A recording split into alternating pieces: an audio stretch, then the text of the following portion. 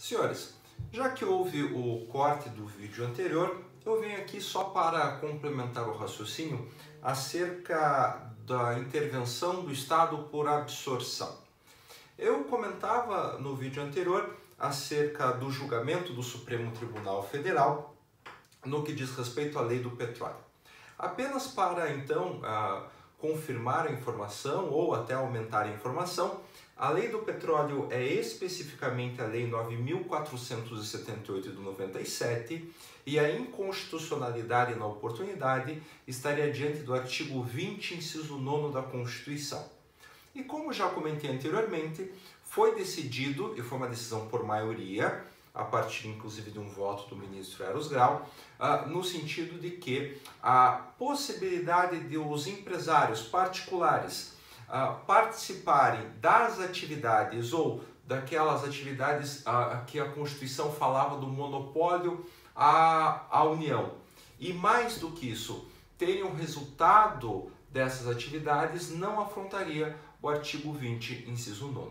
Especificamente porque uma coisa é um direito de propriedade acerca dos recursos minerais, outra coisa é a atividade de lavra, e mais do que isso, o resultado dessa lavra é diferente do que o petróleo em seu estado natural. Diante disso, a partir da emenda 9 de 95, inclusive dos critérios trazidos pela lei 9478 de 97, houve de certa forma uma relativização desse sistema de monopólio ou dessa intervenção por absorção do Estado nas atividades econômicas.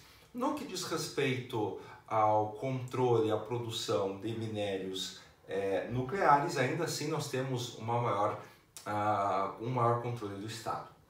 Por derradeiro, é interessante mencionar que a Constituição Federal é que traz essas hipóteses de monopólio.